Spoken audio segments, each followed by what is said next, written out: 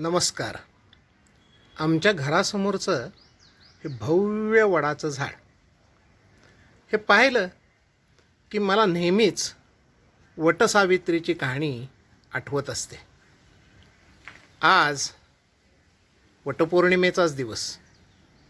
माझे मित्र श्रीधर खाडीलकर यांनी मला सांगितलं की आज ही कहाणी तुम्ही सर्वांनाच सांगा, आणि म्हणूनच आज ही कहाणी सर्वांना तुम्हाला सांगायची ठरवलं.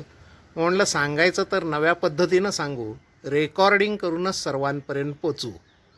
ऐका तर मग वटसावित्रीची कहाणी. आज मी तुम्हाला एक अतिशय पुराण कहाणी सांगणार आहे. हो, या वटपौर्णिमेच्या निमित्तानं सावित्रीची कहाणी सांगणार आहे.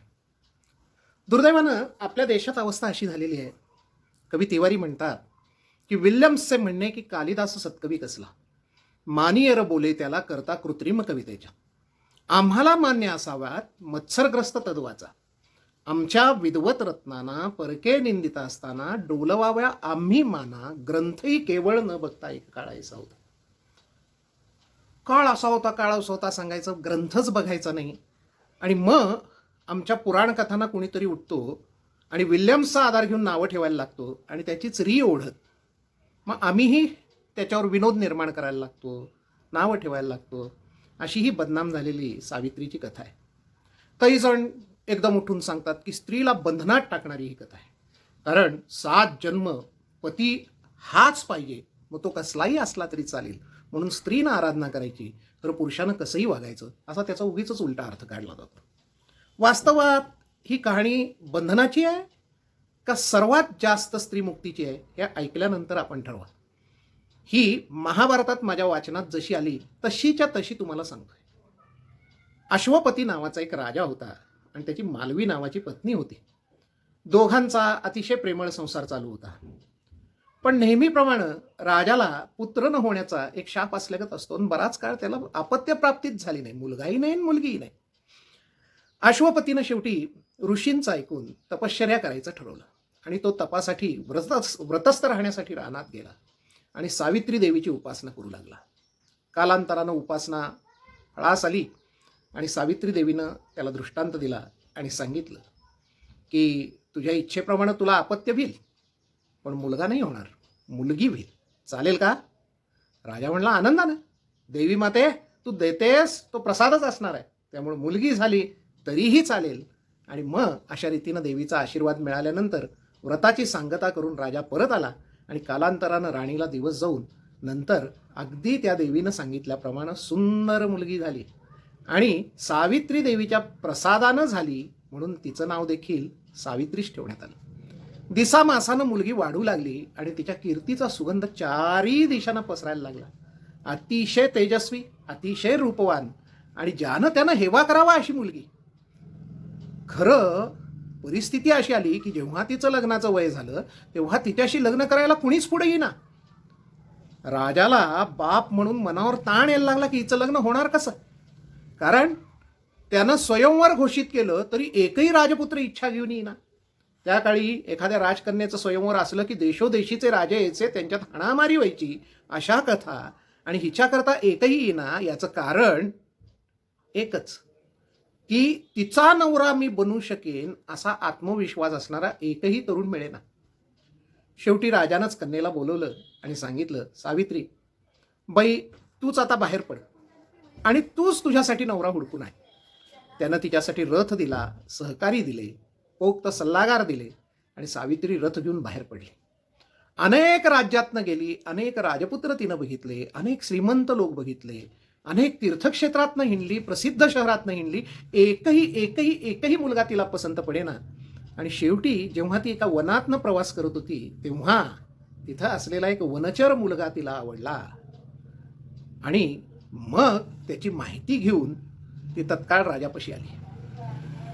राजापाशी त्यावेळेला नारद मुनी सुद्धा बसले ते. राजानं मोठ्या कौतुकानं कन्येला विचारलं, का ग, तुला तुझा नवरा सापडला काय? त्यावेळेस सावित्रीनं आनंदानं सांगितलं, हो सापडला महाराज. मग कोण आहे तुझा नवरा? तिनं सांगितलं, त्या अमुक अमुक राज्याचे द्युमत्सेन नावाचे राजे आहेत, त्यांना त्यांच्या मंत्र्यांनी कटकारस्थान करून त्यांचं राज्य बळकावून वनात पाठवले आणि ते बिचारे अंध झालेत, त्यामुळे त्यांना हे सहन करायला लागलं. ते आणि त्यांची पत्नी दोघंही वनात राहतात आणि त्यांचा मुलगा सत्यवान म्हणून आहे. तो अतिशय गुणवान आहे आणि त्याला बघता क्षणी मला वाटलं की हाच माझा पती आहे, त्यामुळं मी त्याच्याशी लग्न करणार आहे. राजा आनंदानं तयार झाला की शेवटी मुलगा मिळाला, भले वनवासी असो पण मिळाला ना. तेवढ्यात नारद मुनींकडे बघितलं तर नारद मुनींनी कपाळावर हात मारून घेतला आणि ते बोललेच की तुला मिळून मिळून हाच कुठनं मिळाला ग. राजाच्या मनात चर्र झालं. राजाने विचारलं, का हो, काही तो अवगुणी वगैरे आहे का? नारद मुनी म्हणाले, नाही नाही नाही नाही, त्याच्या इतका सद्गुणी तर कुठेही सापडणार नाही. मग तो काही रोगिष्ट वगैरे आहे का?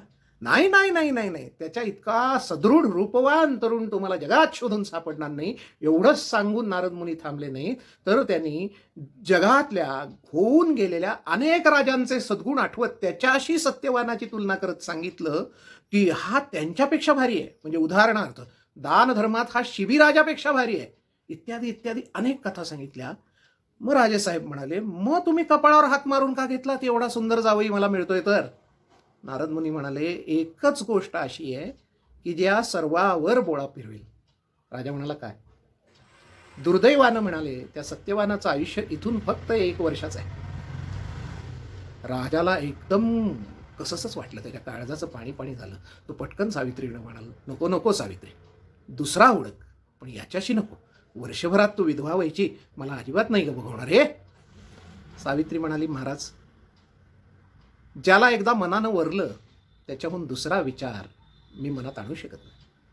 माझ्या बाबतीत फक्त लग्नाची प्रक्रिया व्हायची राहिली आहे, बाकी मनानं मी कधीच त्यांची पत्नी झाली आहे. सावित्रीच्या हट्टासमोर राजा नतमस्तक झाला आणि त्या वनवासी असलेल्या सत्यवानाच्या वडिलांकडे लवाजमा घेऊन गेला आणि त्यानं नम्रतेनं द्युमतसेनांना विचारलं की महाराज द्युमतसेन, माझी मुलगी आपल्या सुपुत्रावर अनुरक्त आहे, तर आपण आपल्या चिरंजीवांचा विवाह तिच्याशी कराल का?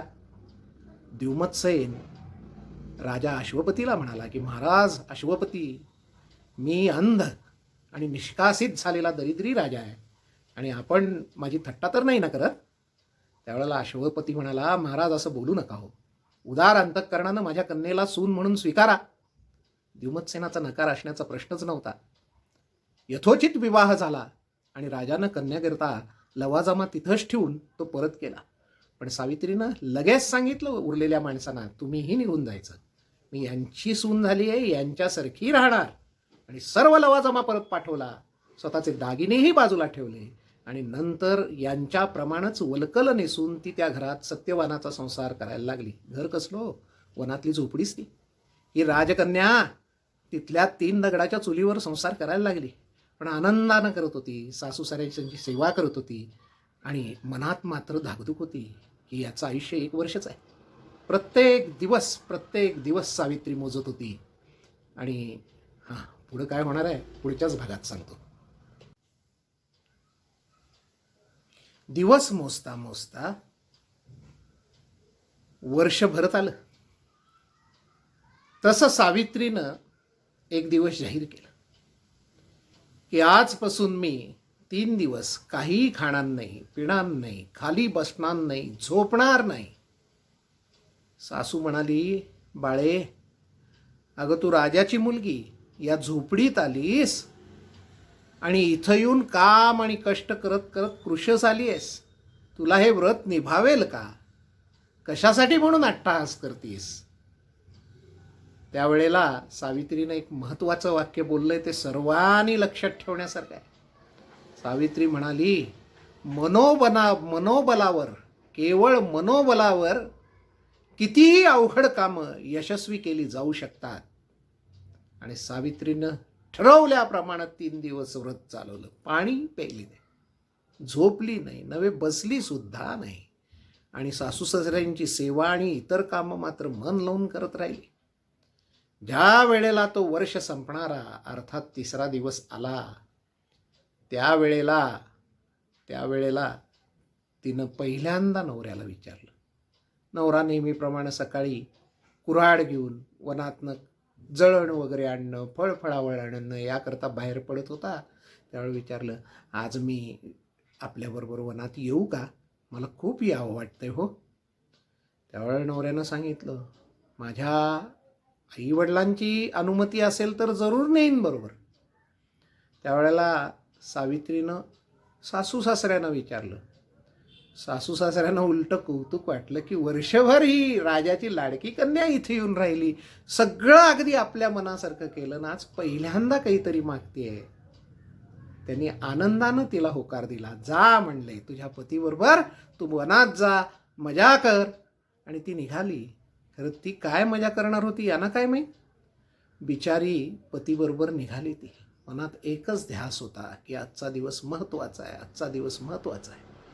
तिनं जे व्रत केलं तर ते स्वतःचं मनोबल वाढवण्याकरता केलं, तर शक्ती वाढवण्याकरता केलं. तर आत्मशक्ती ही सगळ्यात मोठी शक्ती असते आणि ती वाढवण्याकरता केलेलं व्रत होतं. आणि सत्यवानाला हे काहीच माहीत नव्हतं.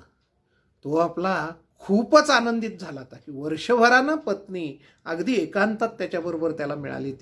तिला तो वनाचं वैभव दाखवत होता. हे बघ, इकडं कसं सरोवर आहे, या सरोवरावर इतक्या प्रकारचे पक्षी येतात, ते तिकडची झाडं आहेत ना, ती अतिशय अप्रतिम आहेत, पार आभाळाला त्याचे शेंडे भिडले आहेत. सांगत सांगत इकडं रत्नरंगी पाखरं असतात म्हणाला, आणि त्या भागात मात्र जायचं नाही हां, तिकडं वन्य पशु असतात, ते आपल्याला मारू शकतात, धोका आहे तिकडं. सावित्रीला वनाचं वैभव आणि अनुभव सगळं तो सत्यवान सांगत चालला होता. आणि असंच थांबून मधनंच कुठं फळं काढत होता. आणि एके ठिकाणी लाकडं तोडत असताना तो एकाएकी आला. सावित्री त्यावेळेला एका झाडाखाली बसली, ती त्याचं काम बघत. आणि त्यावेळेला तो तिथं आला एकदम आणि तिला म्हणाला, सावित्री, मला चक्कर आल्यागत व्हायला लागले, मला जरा झोपावं वाटायला लागले. सावित्रीला ओळखलं काय झालं ते. आणि ती त्याला घेऊन त्याला खाली बसवलं तिनं आणि त्याचं डोकं आपल्या मांडीवर ठेवलं आणि थोपटत राहील. क्षणकालात तिच्या नजरेसमोर एक दैवी पुरुष उभा राहिला आणि तिला ओळखलं की जो येणार होता तोच आलाय. आणि त्याच्या हातात तिला अतिशय छोट्या रूपात सत्यवान दिसायला लागला, असा लटकलेला. सावित्रीनं नमस्कार केला. महाराज, माझं कुठलं पुण्य फळाला आलं म्हणून आपलं दर्शन घडलं?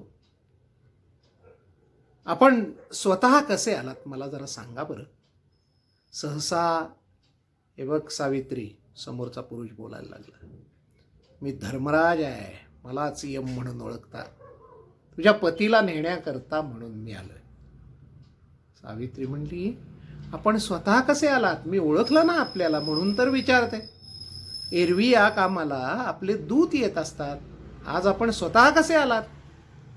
त्यावेळेला तो म्हणाला, तुझ्या पुण्याईचा आणि सत्यवानाच्या पुण्याईचा भाग म्हणून मला स्वतःला यावं लागलं. काही ठराविक वेळेला मी स्वतः जातो, तेव्हा तुझी पुण्याई म्हणूनच मी तुला दिसलोही, नाहीतर मी कोणाला दिसतही नाही. तेव्हा आता मी निघतोय, तू जा, तुझ्या सासू सासऱ्यांना सांगून याच्या अंत्यसंस्काराची तयारी कर.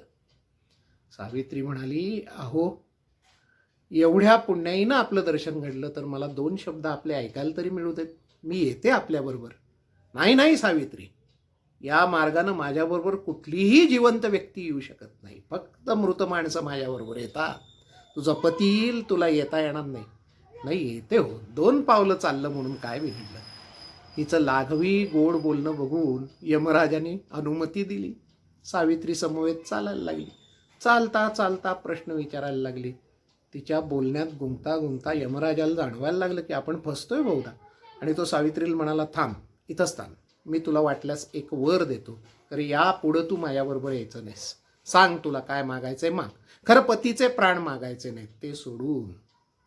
सावित्री म्हणाली, महाराज, आपण माझ्यावर जर प्रसन्नच आहात तर माझ्या सासू सासऱ्यांना अंधत्व आलंय हो, ते तेवढं दूर कराल का?